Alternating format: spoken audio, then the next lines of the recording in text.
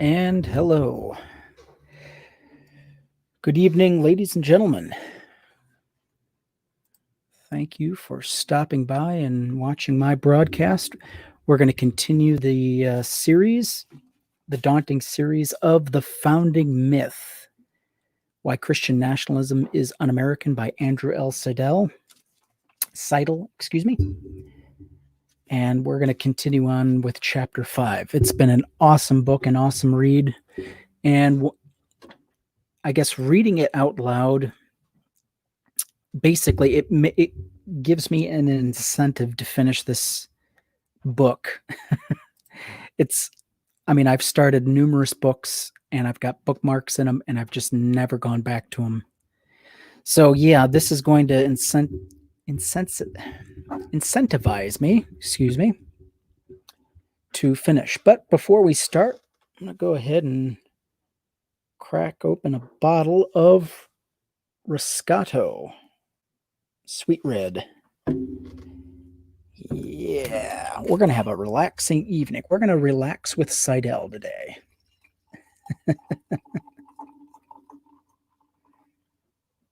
There we go. Managed not to spill any of it.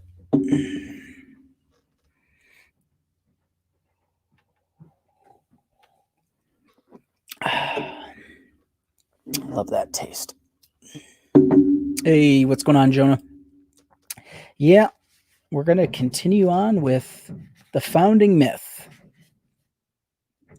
All right. Let me just double check something. Make sure everything is good. Okay. So far, so good. All right.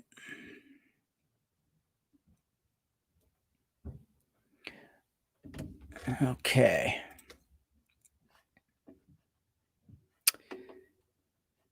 Let's see here. Banners, settings. Okay. I think we're good. All right, let's go ahead and begin.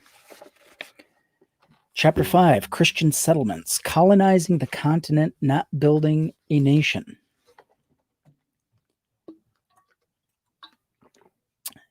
History began on July 4th, 1776. Everything before that was a mistake, by Ron Swanson, fictional character on the NBC show Parks and Recreation.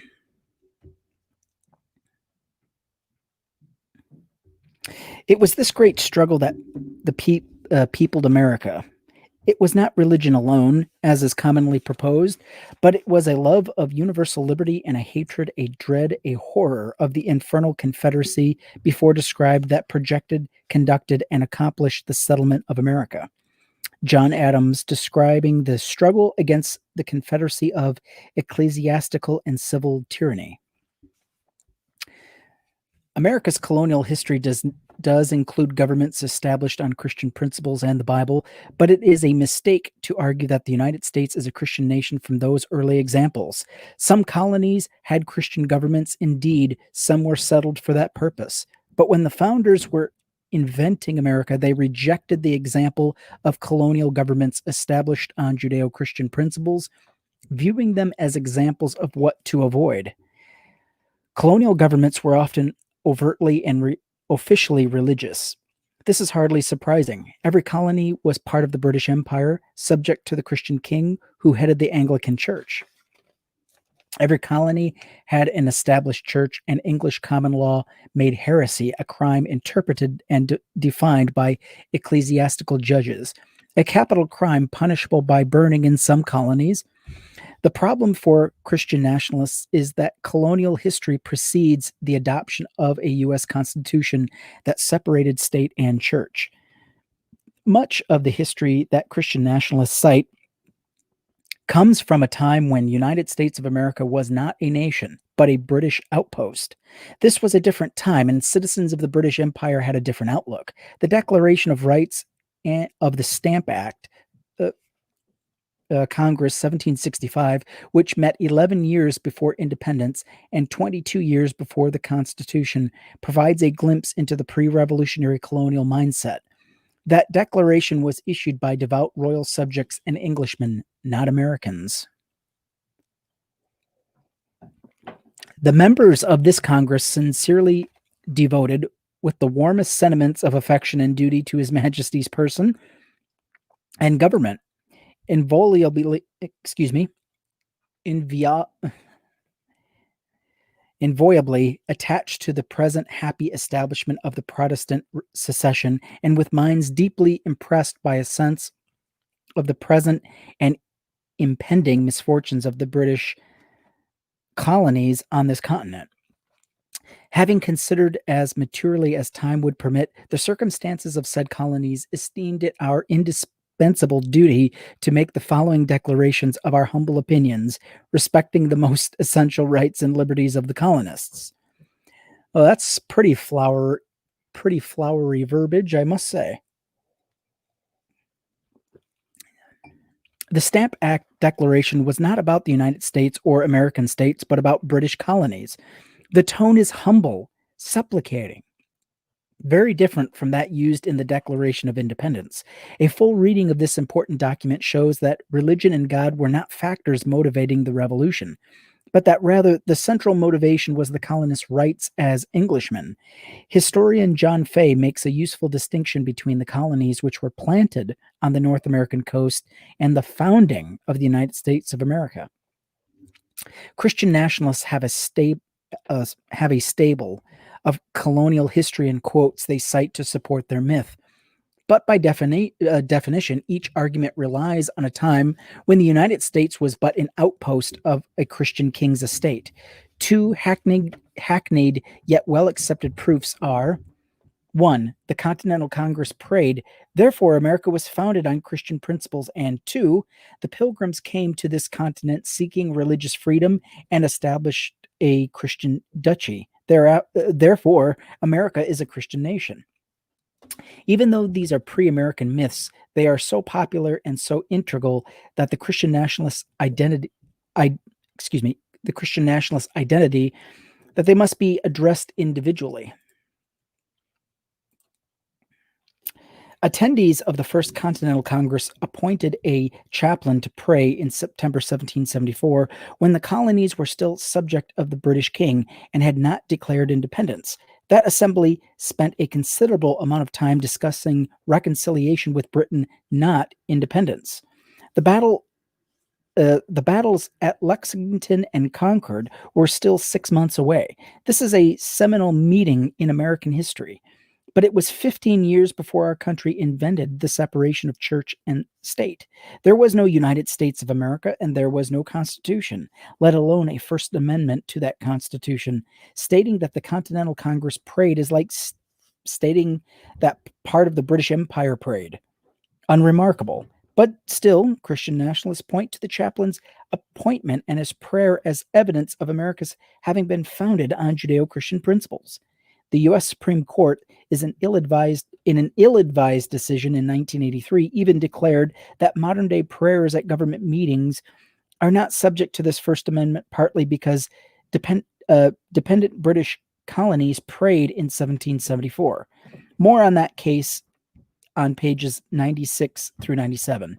As president, John Adams issued calls for prayer and thanksgiving, but thought they might have been responsible for his failed 1800 election bid. Nothing is more dreaded than the national government meddling with religion.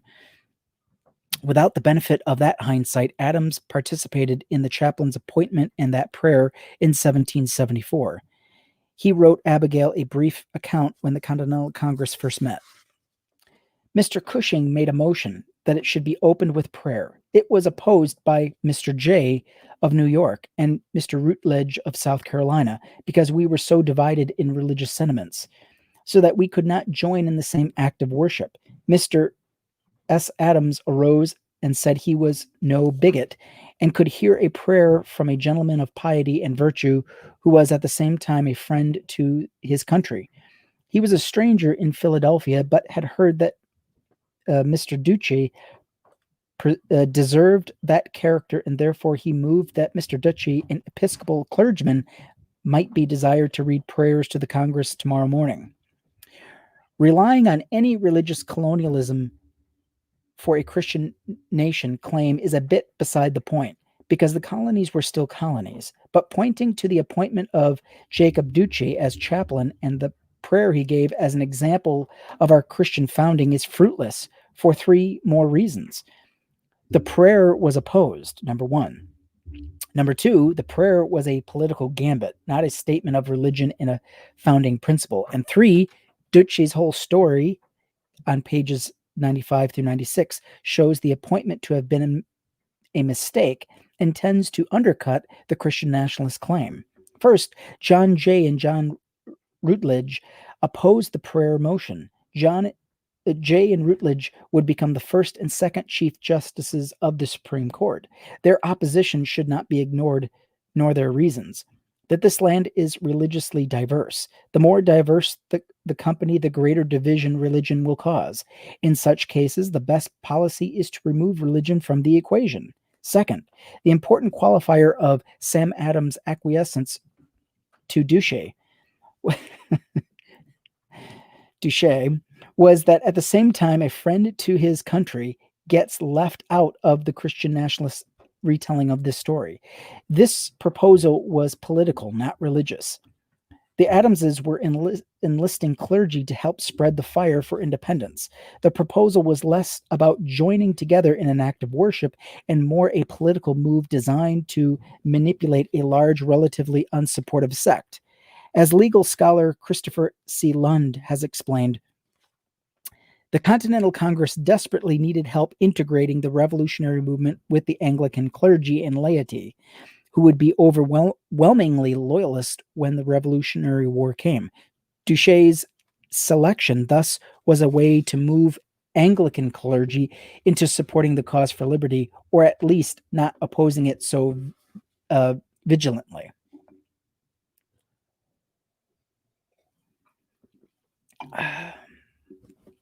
Christian nationalists see this prayer as evidence of a deeply religious body doing God's work.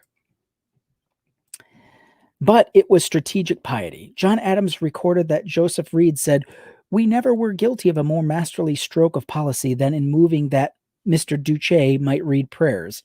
Policy, not piety. The Continental Congress was a political body debating politics, not religion. And just like the strategic piety in the Declaration, this pious move has no bearing or influence on our founding principles. When writing the U.S. Constitution, the founding documents, strategic piety was not necessary to score political points, and the founders shunned religious political theater. They did not pray during Constitutional Convention. The delegates thought the sole motion for prayer was unnecessary, that they didn't even bother to vote on it. Finally, the Adams faith in clergy was misplaced.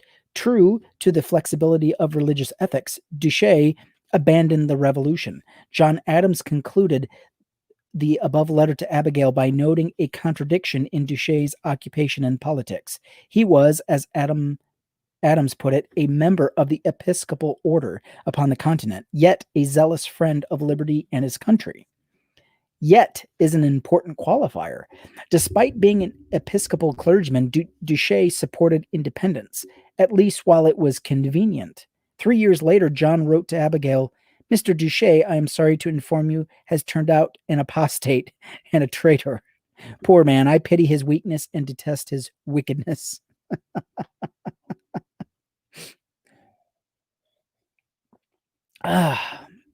When the British took Philadelphia in 1777 and threw Duce in jail, he switched sides, pledging his allegiance to the crown.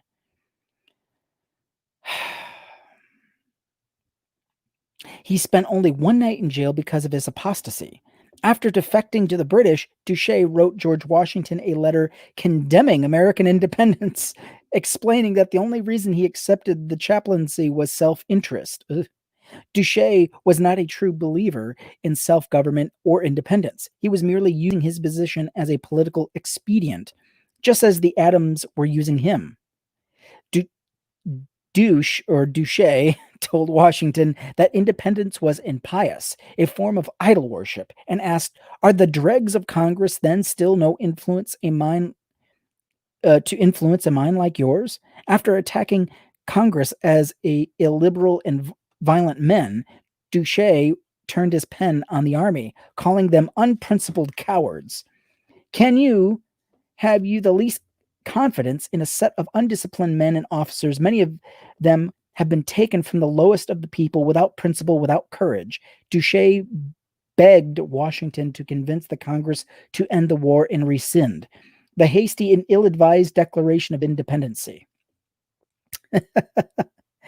I've got no other words for this guy. I mean, Duché is too nice. I see the little apostrophe on the E, so, but we'll just call him John Douche for now. I mean, this guy is a chaplain. This guy is a man of God. How in the world can he? How was he able to rationalize his decision making, going from independence, supporting the revolution, and then switching over to the British side once he's jailed? I mean, talk about unprincipled.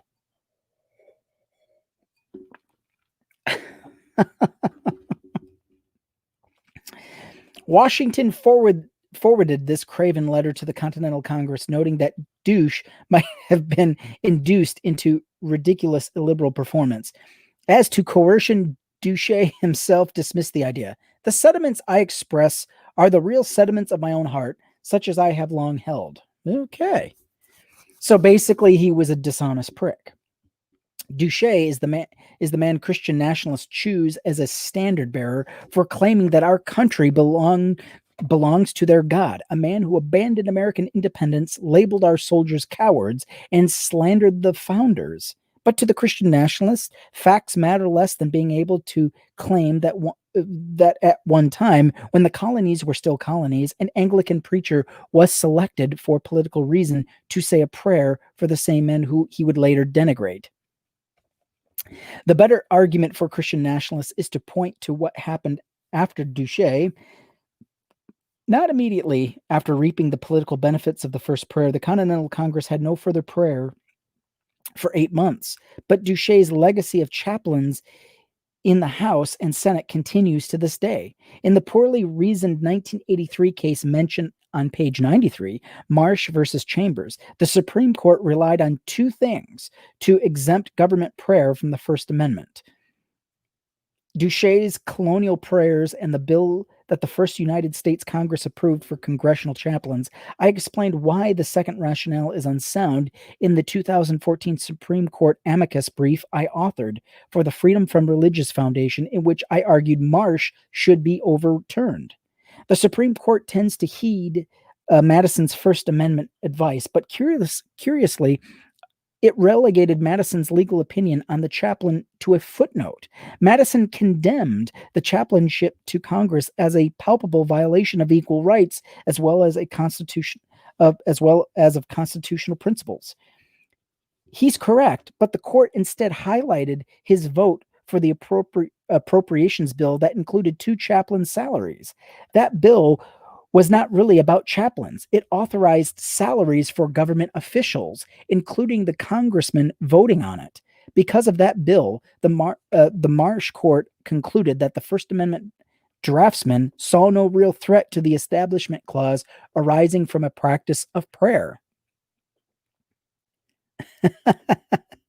The more reasonable conclusion is that the members of Congress missed the threat in their rush to secure their own salaries and build the U.S. government from the ground up. Congressmen had been serving at their own expense, most far from home. Salaries and travel allowances were more important than the legality of the chaplaincy, the chaplaincy buried in the 4th and 7th sections in an appropriations bill. This seems even more likely given how few seemed to care about the prayers, which were sparsely attended. A scholar sympathetic to the Christian nationalist perspective wrote in 1950, one of the chaplains for 8 years from 1792 on complained of the thin attendance of members of Congress at prayers. He attributed the usual 2/3 absences to prevalence of free thinking. Oh my goodness. Free thinking is at fault for the low attendance? Oh my goodness. It's a shame we don't have free thinking these days, eh? Yeah, if only we had free thinkers today. Well, he he also noted other complaints that the congressional chaplaincy was not always treated with respect. Oh my, including that congressman nominated free thinkers like Thomas Paine to fill the chaplaincy. Not exactly a pious group. Yeah, I wouldn't think Thomas Paine to be a yeah, I wouldn't group him in the piety group. It's also not true that the first Congress saw no real threat to the First Amendment, though that would have been understandably if only because of the amendment that had just been written and would not have had any legal effect until it was ratified 2 years later. Madison specifically condemned the chaplaincy when looking back on the bill, writing in 1822 that it was not with my approbation that the deviation from it took place in Congress when they appointed chaplains to be paid from the national treasury. Those who did ponder the legality of the government prayer in the form of presidential thanksgiving and proclamations thought it unconstitutional and a threat of the kind the court dismissed. In a debate following the appropriations bill, prayer uh, opponents relied on the Constitution and the law, while proponents relied on the Bible in Duchesne's prayer. Representative Thomas Tucker of South Carolina thought government call to prayer a business with which the Congress have nothing to do. It is a religious matter, and as such is proscribed to us. The Roger Sherman of Connecticut countered with Holy Writ the solemn thanksgiving and rejoicing which took place in the time of Solomon, an example he thought worth imitating. Yikes. Is that including bloody sacrifice? How many bulls were sacrificed during Solomon's prayer? Anybody remember that? Several thousand, if I remember correctly. Yeah, I'm going to need some more wine for this.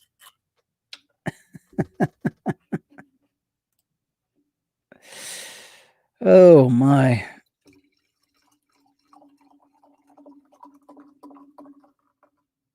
When I can't feel my lips, I'll stop.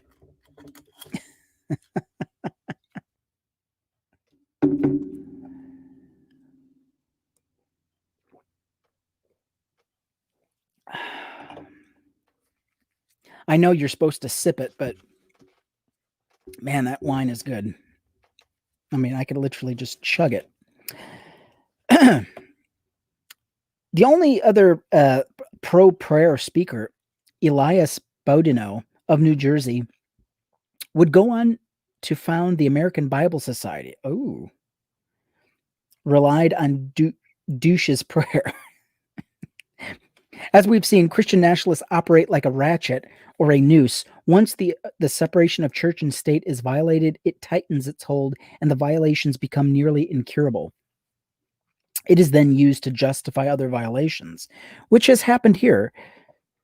Congress ignored sound legal analysis and did what it was accustomed to before state and church were separated. Currently, Congress pays a close to $1 million a year for two clergymen and their staff whose only job is to pray once a day over their proceedings. Let me repeat that. I don't know if it's the wine. I just short circuited. I mean, it's just. Let me repeat that again. Congress pays close to $1 million a year for two clergymen and their staff whose only job is to pray once a day over their proceedings. This is unconstitutional as the only framers, including Madison, father of our Constitution, to offer a legal opinion on government prayer argued. How would you like to make almost $500,000 a year just to pray? Imagine your only job is to stand up once a day, Monday, Tuesday, Wednesday, Thursday, Friday, and offer a prayer for the proceedings. I can't imagine an easier cush job than that. What a beautiful job to talk to the sky for 5 minutes, if that.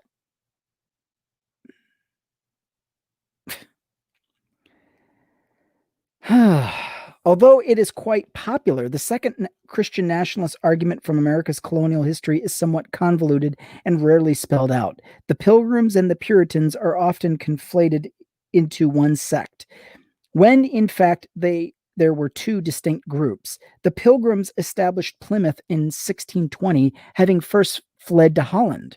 John Winthrop and the Puritans established Boston and the Massachusetts Bay Colony in 1630.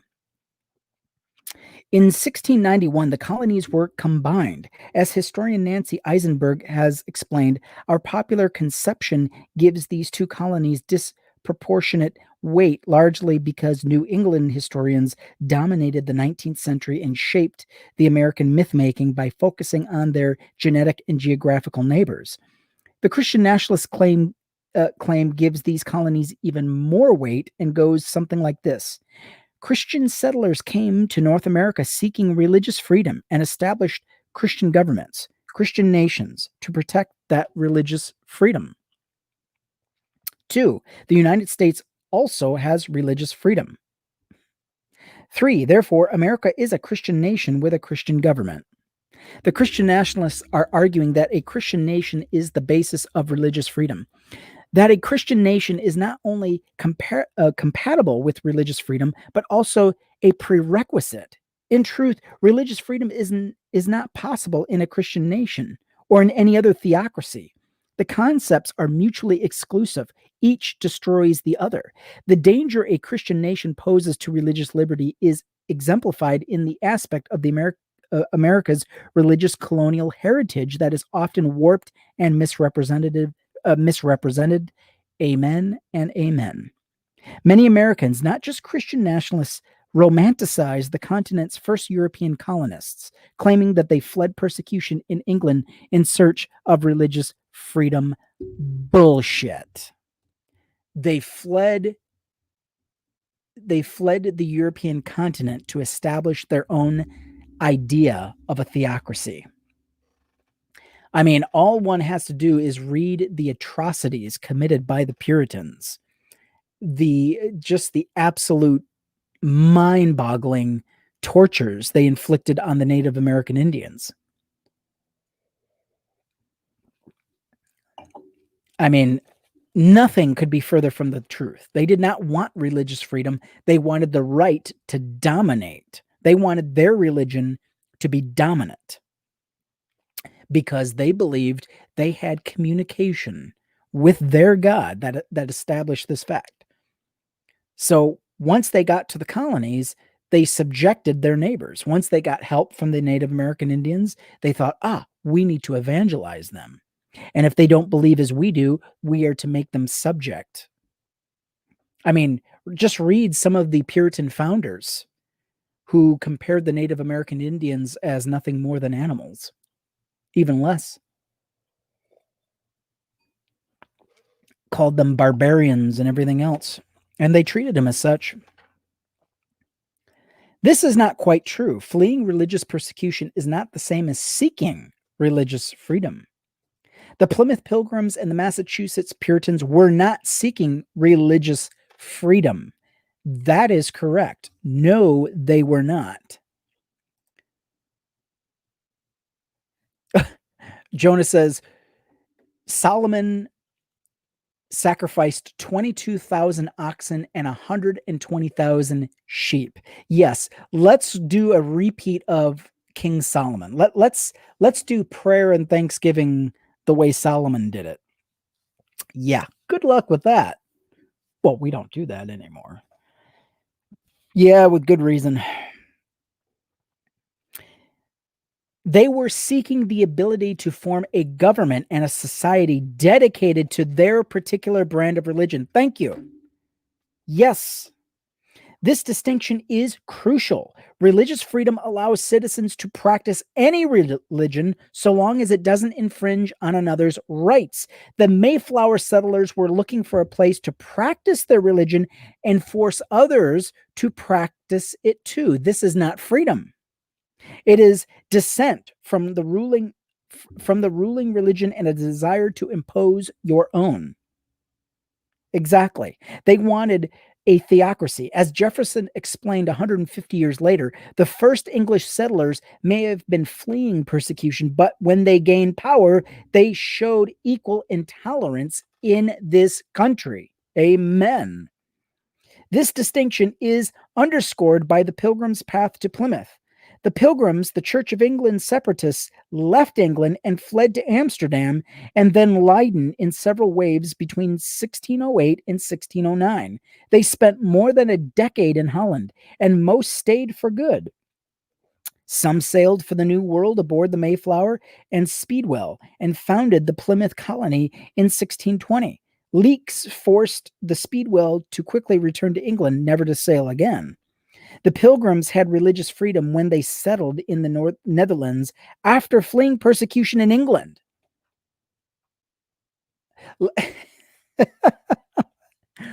Let me repeat that. Yes, they do, Jonah. Lots of American schools like to skip straight from 1621 to 1754 and ignore all of the bad and terrifying stuff in the 133 years in between. Yes, and yes. Let me repeat what I just read. The Pilgrims had religious freedom when they settled in the Netherlands after fleeing persecution in England. James Madison described Holland's civil relationship to religion well. Holland ventured on the experiment of combining a liberal tolerance with the establishment of a particular creed.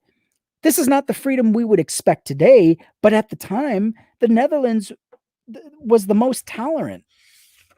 Religiously diverse, it was the most religiously diverse country in Europe. The Pilgrims selected Holland for the freedom it promised.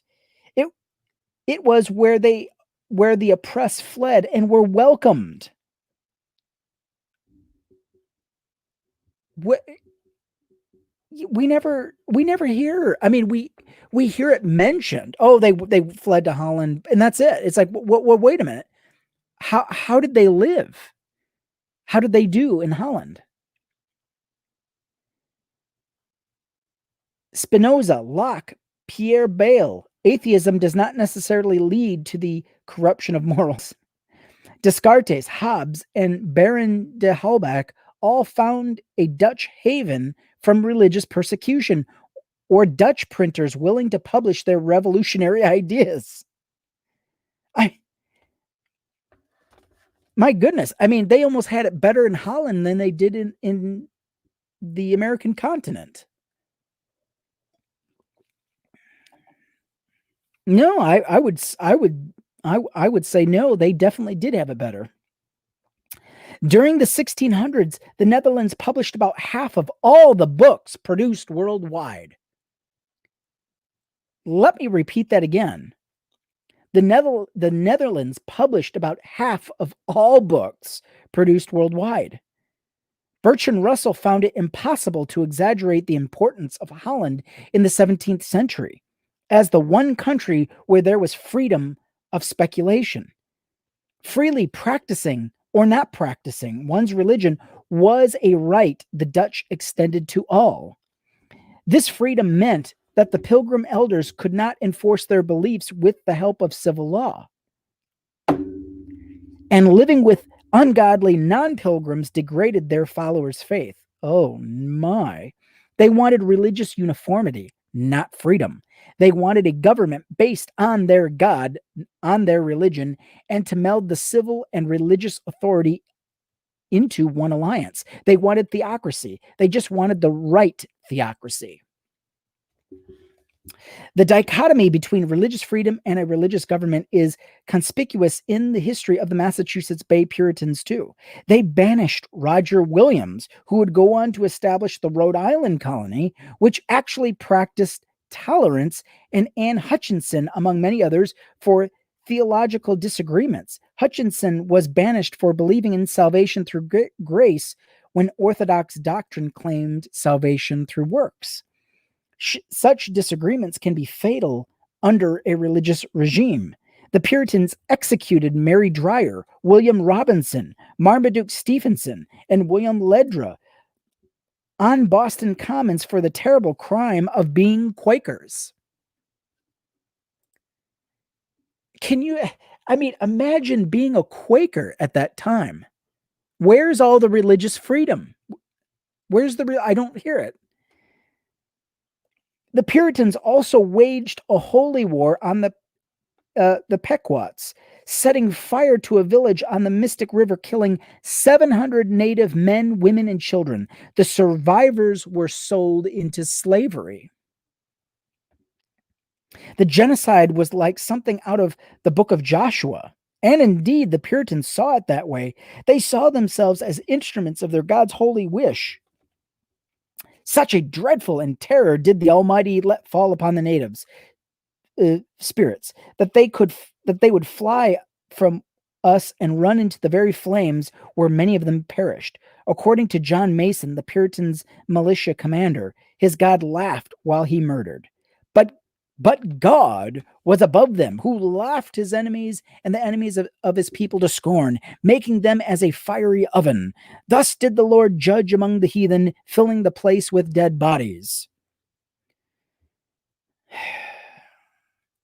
This is a man of God who claims to hear messages from God, who believes he is under divine commandment.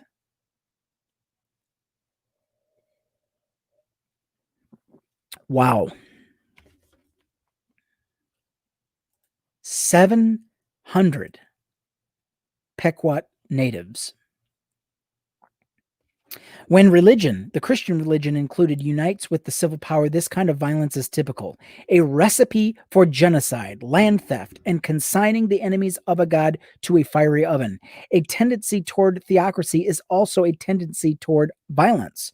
Christianity used fire and the sword to purify citizens elsewhere in colonial America. In 1565, Spanish Admiral Pedro Menendez de Avilés, founder of St. Augustine, Florida, and his zealous Catholic missionaries slaughtered 111 French Huguenots on the Florida coast for refusing to convert to Catholicism. 2 weeks later, Menendez slaughtered another 134 Huguenots, again for refusing to convert. Lest anyone doubt the religious motives of the murderers, Menendez hung the corpses from trees with a sign proclaiming that they were killed not as Frenchmen, but as heretics. Pope Pius V personally commended Menendez for doing all that was requisite to extend our holy Catholic faith and the gaining of souls for God, and also for converting the Indian idolaters. Holy shit. Wow. Over 200 Huguenots. Just, kill them. They don't worship God the same way we do. Kill them. Wow. Unreal. Yeah, there's all of your religious liberty.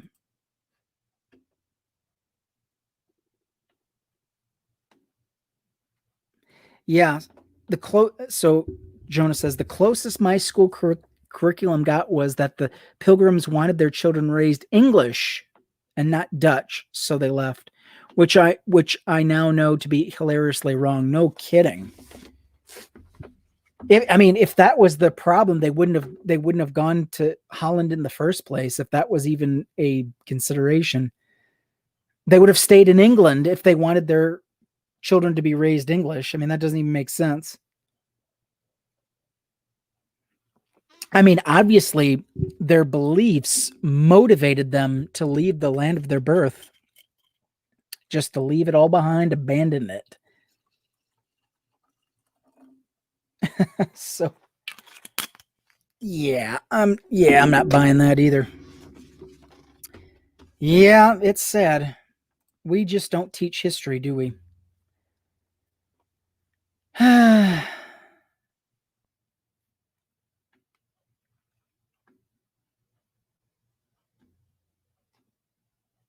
In the American Southwest, conquistadors and Franciscan monks forcibly converted thousands of natives while trying to extend the Holy Catholic faith by extir- let me see, extirpating the native religion.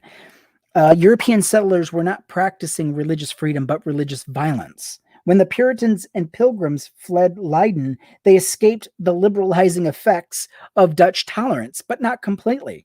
200 miles south of their New Massachusetts home, the Dutch colony of New Amsterdam, which would become New York, was thriving. Imagine that. A, a, a liberal colony based on tolerance was thriving. Amazing. John Adams observed that the Netherlands, which gave the fledgling new independent colonies their first loan in 1782, thanks to Adams' hard work, and America were two republics so much alike that the history of one seems but a transcript from the other, so that every Dutchman instructed in the subject must pronounce the American Revolution just and necessary. The principles America are so proud of today have far more in common with the liberal Dutch colony that would later become New York City than with the Puritans, the Pilgrims. Menendez, the conquistadors, and their religious intolerance. In particular, two American principles that contrast severely with Puritan ideals can be traced to Dutch liberalism, diversity, and freedom over intolerance. The Puritans' grim theocratic monoculture, to borrow a phrase from historian Russell Shorto, was the antithesis of the thriving, diverse Dutch communities further south. New England's enforced uniformity stood opposed to what would become an important American principle: strength through diversity. Manhattan, on the other hand, was America's first melting pot. Shorto's Island at the Center of the World, 2005, A History of the Dutch Colony on Manhattan, eloquently recaptures an era that was lost when the less progressive English took over in 1664. Amsterdam was the most liberal and tolerant city in Europe, perhaps the world, and New Amsterdam, renamed New York by the English in 1664, took over its parent city. It was liberal and diverse, a character it had maintained. A marker of the city's early diversity is that of 1646. One observer counted at least 18 languages while strolling the streets. Religion in the city was as varied as nationalities and tongues. A later English governor, Thomas Dongan, listed 14 denominations in the newly English colony, including singing Quakers, ranting Quakers, Sabbatarians, anti-Sabbatarians, Jews, independents. He concluded his list by observing, of all sorts of opinions, denominations, there are some, and the most part, none at all. In stark contrast to New England's rigid homogeny, most of Manhattan was non-religious. Pride in American diversity was enshrined in America's de facto original motto, E pluribus unum, from many one, or out of many one. From many people, one nation. From many colonies, one country.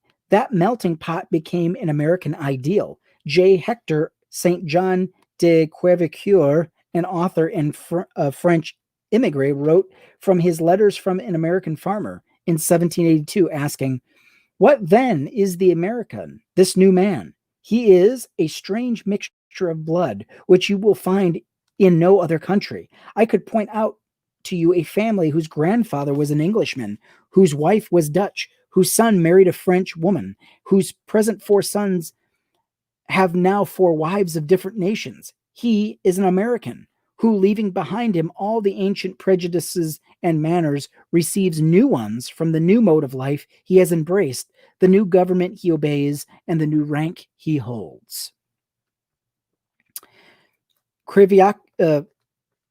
Crevecoeur also approvingly observed that American children were more indifferent in matters of religion than their parents. The foolish vanity, or rather the fury, of making proselytes is unknown here. They have no time. Oh my goodness. They have no time to proselytize. Interesting. Melting pots require toleration or they boil over.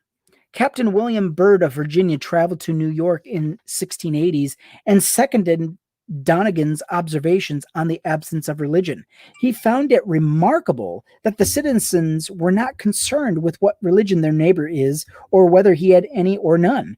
That is not to say that Holland or New Amsterdam reached the modern ideal of religious freedom, but even a grudging acceptance from the authorities was hard to come by anywhere else. The distinction between tolerance and true freedom, neither of which the Puritans practiced, is another important one.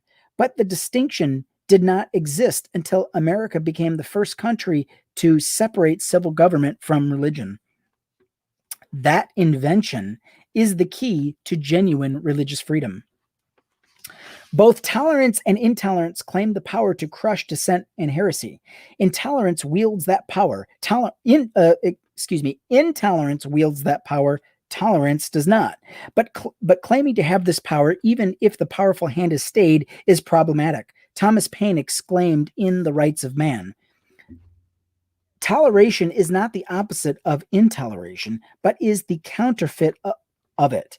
Both are despotisms. The one assumes itself the right of withholding liberty of conscience, and the other of granting it.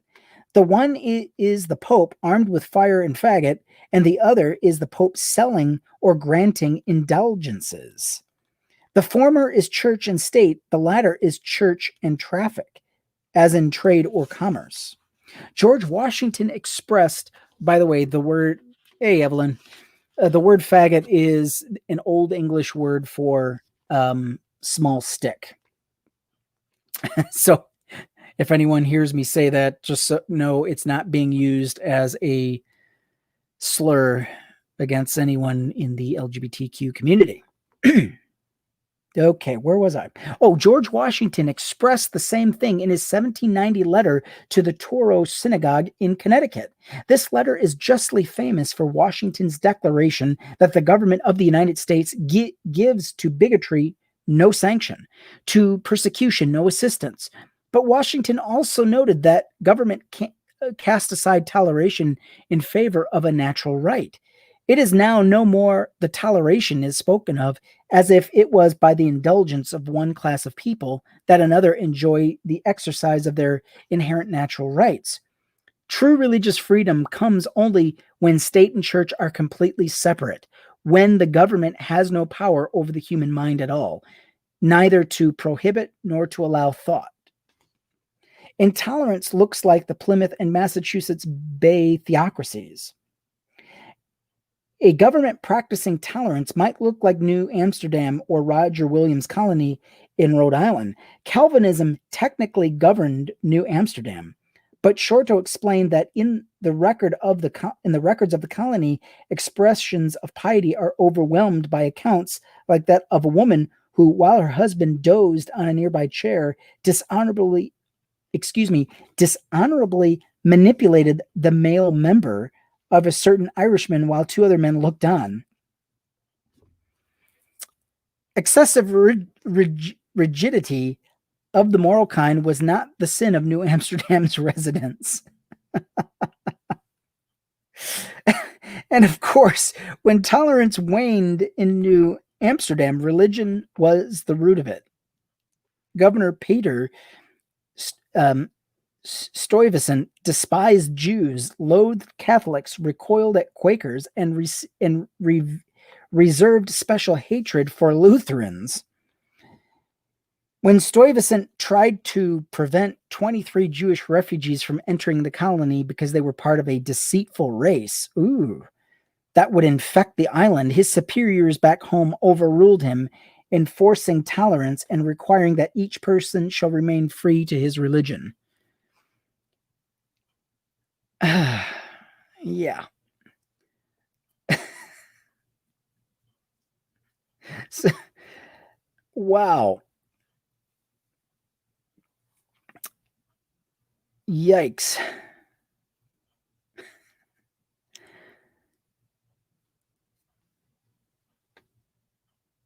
Well, anyway, I won't go back over that story, but Although tolerance might be adopted as a Judeo-Christian principle in some enlightened circles, religious freedom cannot be. Religion, at its heart, is a claim to hold the ultimate truth. Christianity holds that truth to the exclusion of all others, with an external reward, with an eternal reward if you accept the truth, and eternal punishment if you do not. Such a worldview can never coexist with true freedom. It will always use its power to promote its truth claim, either by the stick, Paine's fire and faggot, or the carrot, Paine's traffic or indulgences.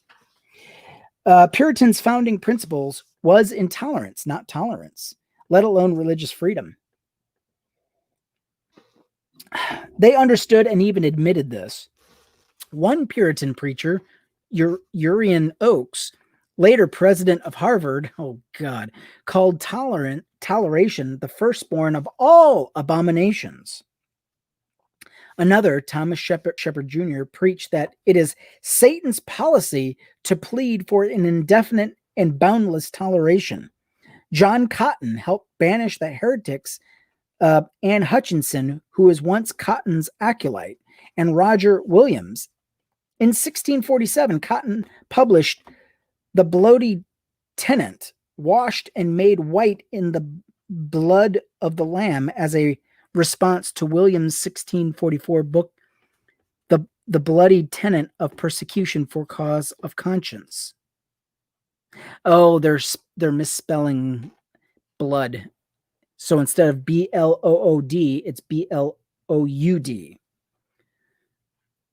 Sounds like bloody, but it's bloody, technically. Okay.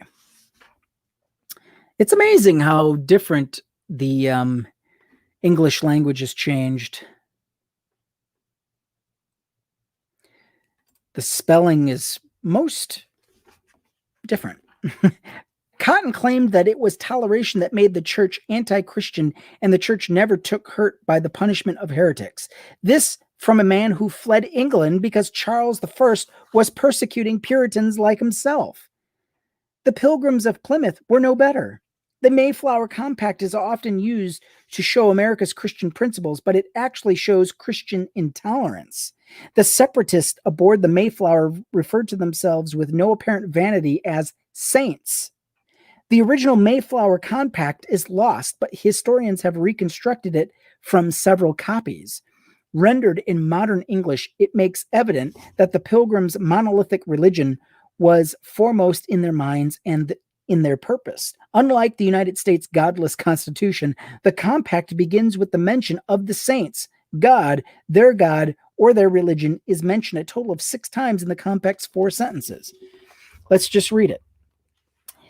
In the name of God, amen. We, whose names are underwritten, the loyal subjects of our dread sovereign Lord King James, by the grace of God, of Great Britain, France, and Ireland, King, defender of the faith, having undertaken for the glory of God the advancement of the Christian faith and honor of our king and country, a voyage to plant the first colony in the northern parts of Virginia, do by these present solemnly and mutually in the presence of God and one another, covenant and combine ourselves together into a civil body politic. The Puritans and the Pilgrims wanted and got Christian nations. They established pure theocracies, strongly religious governments, also are able to stamp out heresy, execute schismatics, and banish all but the meekest. Few settlers wanted to permanently join this harsh monoculture. After experiencing it, one of the pillars of the Dutch settlements at New Amsterdam, a young lawyer named Adrian van der Donk, wrote about an English refugee, a clergyman who came to New England at the commencement of the troubles in England in order to escape them, and found that he had got out of the frying pan and into the fire.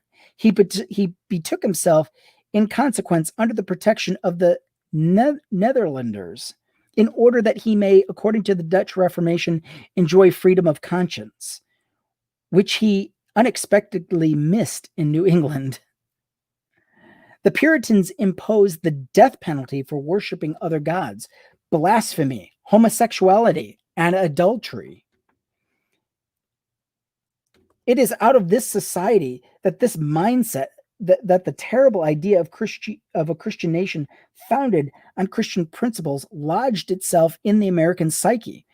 And it is this intolerant legacy that must be abandoned. That is what a Christian government looks like: exclusive, exclusionary, divisive, hateful, severe, and lethal.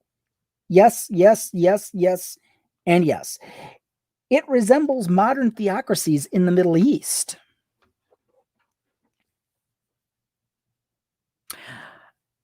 How very interesting that the old colonies of the 1600s that were run by these theocrats, the Puritans, how their form of government almost carbon copied that of what we have in the Middle East today. A woman can be stoned to death for adultery, or just the accusation from her husband. And in some instances, the woman must have several male witnesses to testify in her behalf. I mean, it's Muslim extremist theocracies. Basically, I mean, it's almost carbon copy.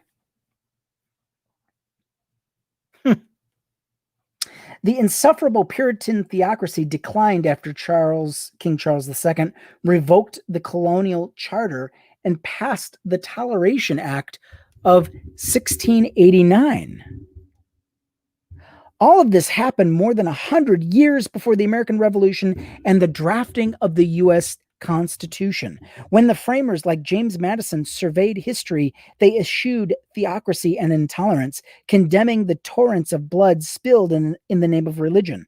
Jefferson looked back at the millions of innocent men, women, and children since the introduction of Christianity who have been burnt, tortured, fined, and imprisoned, yet we have not advanced 1 inch towards uniformity. When the framers wanted to convince the people to ratify the Constitution, they didn't turn to the sword, but to the pen.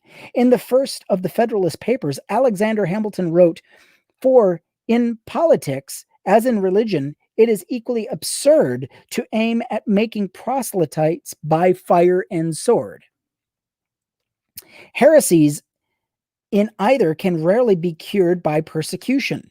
The early history of theocratic settlements in the New World gave the founders examples to avoid. Jefferson observed that those fleeing persecution cast their eyes on the new countries as asylums of civil and religious freedom, but they found them free only for the reigning sect. He lambasted Virginia colonial laws that outlawed Quakerism and mandated baptizing children. He invoked the execution of Mary Dyer and the others persecuted in New England as something to shun. If no capital execution took place here, as did in New England, it was not owing to the moderation of the church or the spirit of the legislature, as may be inferred by the law itself, but to historical circumstances which have been handed down to us. After surveying this bloody history, the founders decided to build a wall that would forever separate state and church. They disestablished religion and abolished religious tests for public office. They invented the secular state. When our nation was founded, it rejected the intolerance theocracy breeds. We had, as Jefferson would say in his inaugural address, banished from our land that religious intolerance under which mankind so long bled and suffered. One of our founding principles is religious freedom, and a Christian nation is hostile to that ideal. A Christian nation would destroy that which has made America so strong, as it did in those Christian colonies. America's foundation deliberately eliminated religious intolerance. But it also shied away from tolerance, reaching instead for a higher ideal, true freedom.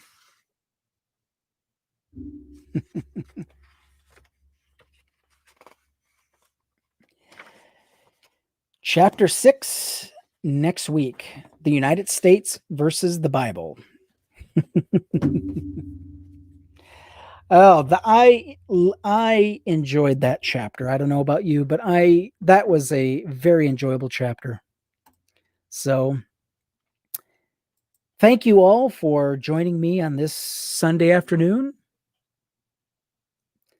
And as we like to say, stay safe, stay healthy.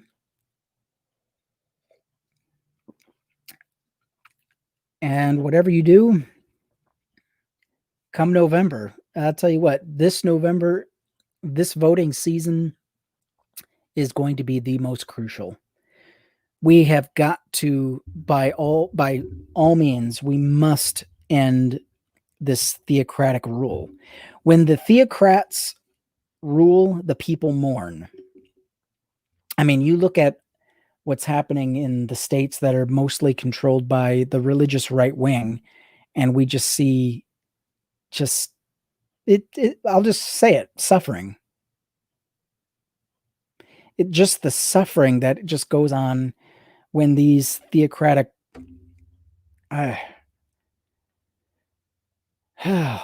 this is why it is so important that we elect competent people to our government, people that know what governing is and how to do it well. And with that, I'll say goodnight. Thank you so much for being with us on this broadcast. And if there's any part you missed, don't hesitate to go to the beginning. It was an awesome chapter. That was The Founding Myth by Andrew Seidel. Signing off. Take care.